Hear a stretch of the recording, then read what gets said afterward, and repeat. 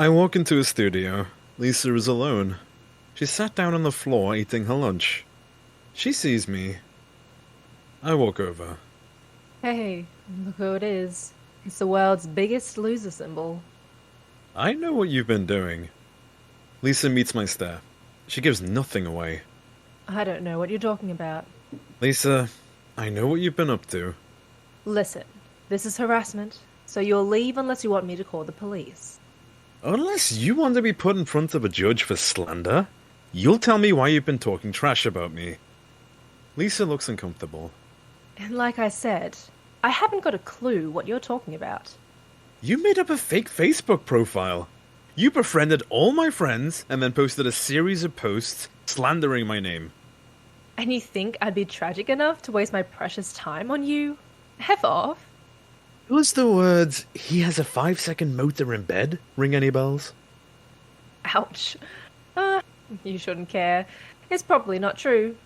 Although, judging by your glare, I'd say it's pretty accurate. I look serious as...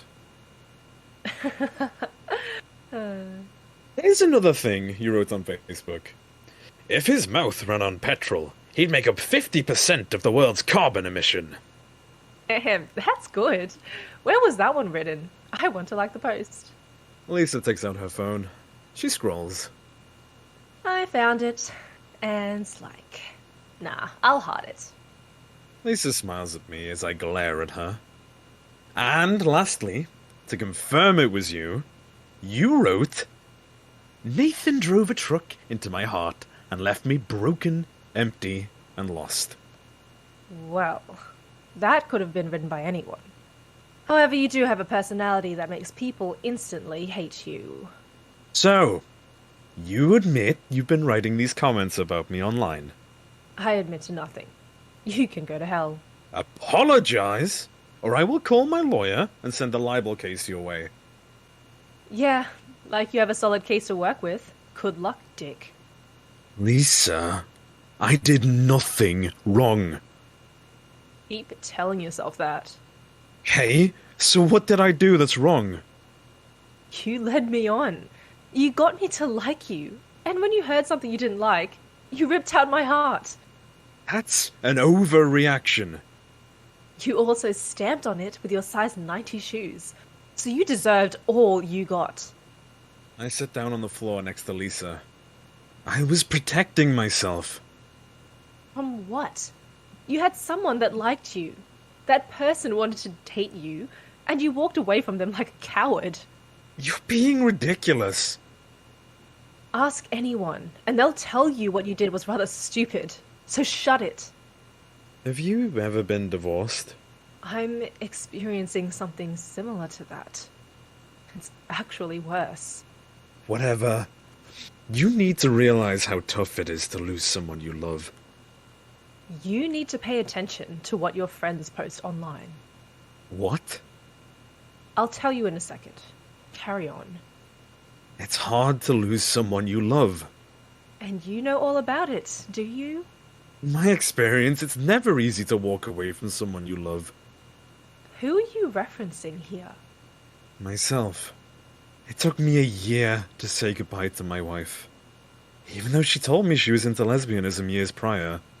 Well, you're pretty stupid if you ask me. It isn't easy just to act like you don't love someone. It's painful. Yeah, like you're an expert there, sure. I walked away from you to protect myself from facing the horror of you having to choose between Tim and me. Well, I was leaning towards you. That decision would have been easy for me. Hey, sir, it would have been a simple choice to make. I'm something shiny and new, but Tim is the rock that gave your marriage its spine. The alternative would have been easy, as well as heartbreaking for me. So, you thought I wouldn't choose you. So you protected yourself by walking away? I'm glad to see your head is working. Well, there's an update on that looming decision. It's pretty easy to make. What do you mean it's easy to make? There's no longer a selection issue. Tim is out of the picture. It's a one-person race. You're the only contender. Why? What's happened to Tim? He Died last night.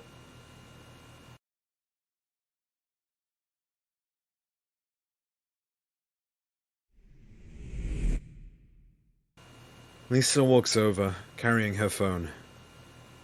Sorry, I had to take that call. Is everything okay? My next class is cancelled. The kids I was meant to teach all went home after one of the kids got lice. Great. We should talk. Sit with me. Lisa takes a seat on the floor. What do you want to talk about? Have a guess. He died last night. I was next to him. He had a breathing tube. God, that is awful. I told Tim that I loved him, and that I would see him in the afterlife, if he wasn't in hell first. Why would he go to hell? No reason. Anyway, his parents and I then decided it was time to switch off his machine. And we did, while holding hands. Wow. So it was that serious. I thought when you told me Tim was hospitalized that it was a quick in-and-out thing. Tim was slowly deteriorating since we last saw each other. That's why I was so sure that our marriage was over. Well, that's settled. I'm a dumb fool. You can say that again. I am. I walked away so quickly when I should have gotten all the facts from you. So how does the truth change our story? I don't know. That's the reality of it. We both go quiet for a beat. Hey, why did you suggest Tim would go to hell earlier? I thought you loved him. A year before Tim went to the hospital, we stopped having sex. We haven't been close together in months.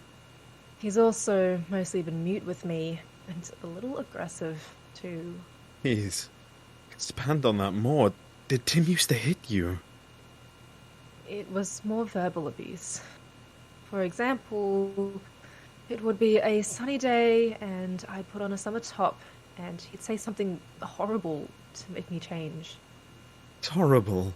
I'm so sorry.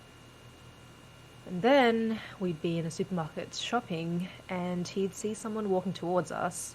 I'm guessing a man, and he'd be jealous that you were staring at him. Yeah, that person would just have to glance at me, and Tim would start to rant. He'd claim I was ogling them, or something batshit crazy like that. That must have been tough. I mean, were you? You do like to stare at people. Going to get a punch on the arm, mister, if you're not too careful. Sorry?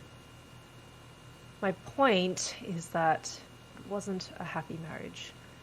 I felt miserable and trapped all the time. I felt like I was being buried alive in a coffin at times. Sorry. Can I... Can you what? Can I hug you? You know what? I'm not taking no for an answer. Get here now. I grab Lisa and I hug her. We embrace for a beat.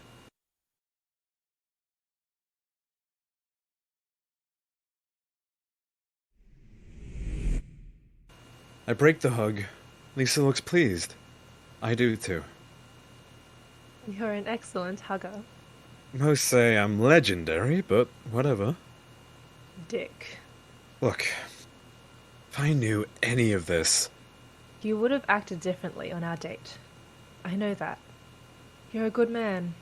No, I'm not. I'm a fool. Compared to you, you're a diamond, and I'm dog crap. Yeah, you are that too. Hey, I might insult myself occasionally, but this dude still has feelings. You know what? Scratch what I said. Being around you feels like I'm married to Paul Rudd. You're incredibly awesome. In a movie about my life, Paul is the dream actor that I'd want to play me. Ooh, he'd be great in that movie. Who would you choose to be the actress who played you in a movie? I'd go for either Reese Witherspoon. I loved her in Legally Blonde. Well, duh, it's a classic movie. I mean, I don't know. I'm a man. I like Die Hard.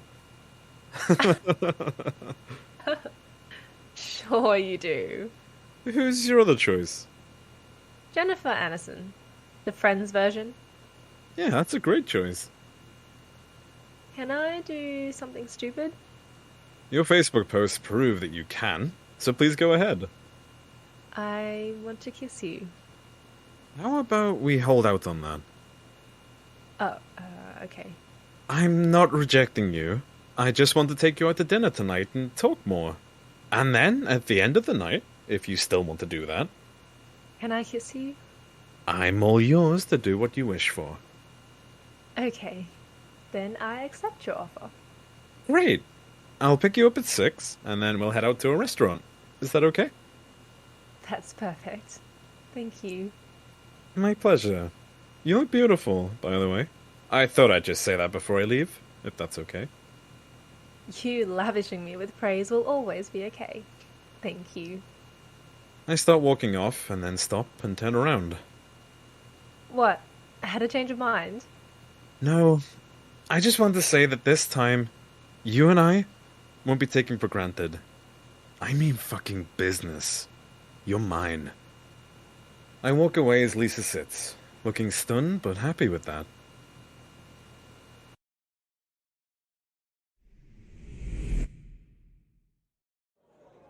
Lisa and I are laughing while we eat our desserts. We had 2 beefsteaks. I say had. We split one after Lisa couldn't stomach eating her green salad. We continue to laugh. It's not funny. They were doing it against the bathtub. Yeah, like you and Tim never did that. They were in their 70s. I didn't even know old people had that level of agility. It was so gross. Well, that serves you right for snooping on your grandparents. I wasn't snooping. I was having a bath and they didn't check if anyone was in the bathtub. Shout! Tell them to get out! I was enjoying the show too much. Oh, yuck. I'm kidding. So, have you had any embarrassing moments in your life? I was 13, and my school bullies grabbed me and threw me into the girls' locker with my shorts down. I can just hear the screams. There were a few, but actually, I met the future wife, so it turned out okay. My sister was on the bus, and she did something horrific, but I can't say what. Yeah, I'm interested in hearing this. She blew her boyfriend on a bus. Was she drunk? Lisa nods. Then she forgot there were cameras on the bus, then? Yep. And then got visited by a police officer and fined by the courts. So she didn't get a copy of the video. No, she didn't. Why would she? I mean, I don't know. Maybe she'd like to share with her future brother-in-law. Dude, you're disgusting.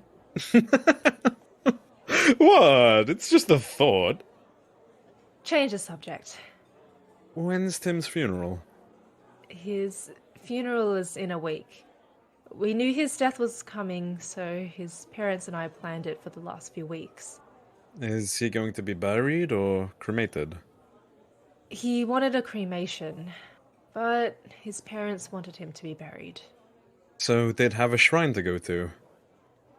Exactly. So that's what they've chosen. Would it be too weird if I came to... Lisa nods her head. Tim's parents don't know I've moved on, so it could be a little insensitive to tell them I have just before the funeral. Yeah, you're right. Sorry for suggesting it. That was pretty stupid. It wasn't. You were just trying to offer me support. That's kind of you. Well, I am that. Don't be a jerk about it. Lisa and I finish our desserts. Dinner's on me. Oh, thank you. Don't look so surprised. I was always going to pay for it. I know. You have a heart, which amazes me because men usually don't have one. Well, I'm glad I'm proving you wrong. The waiter comes over with his card reader. I pay. The waiter hands me my receipt. I put it in my wallet. Shall we? We shall. We both get up, grab our things, and start heading off.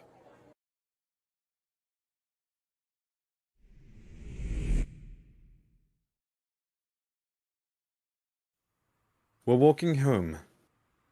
I don't like this one bit. My house is just a block away. No one's going to harm you. You're safe. We should have taken an Uber. Good neighborhood. Oh, really? And why is that guy robbing that man with a hanger shaped like a gun? Eh, Lisa looked to where my finger was pointing. fine. It's a terrible neighborhood. Let's pick up the pace before the man decides to rob us. We pick up the pace and start walking fast. A man is pissing on the balcony. I've already said it's a terrible neighborhood. Could you not rub it in? A teenager is stealing a car. Damn, I've got to move. You don't say. We slow down the pace and reach Lisa's front door. This is me. I was not expecting us to be dating or at your front door together, smiling. I get it. I started my morning by sending you rude emojis and then talking trash about your entire family. I still can't believe you did that. It's water under the bridge. Would it be weird if we kissed? I can allow that if you promise there'll be more dates coming up for us. Yeah. I'd love to go out more. Then do the thing. Nathan grabs my face and kisses me. The kiss is warm as Nathan's tongue teases my mouth open. We're close together. Both our eyes are fully closed. Nathan's hand is on the middle of my back, encouraging me. After the kiss, I'm slightly out of breath. Wow, that was a kiss and a half. How was that? I whisper in Nathan's ear. Wonderful. Well, play your cards right, and there's more to come for you. I'd invite you in for coffee, but my roommate's watching Friends on the couch. Hey, it's okay. Thank you for tonight. You were superb. I did nothing. You gave me hope. You gave me something to look forward to. You gave me a future. Then you're welcome. Lisa kisses me on the cheek and then opens her front door. She enters and closes the door after giving me one last glance. I start walking home, and then pick up the pace when I see a man selling drugs on the street corner.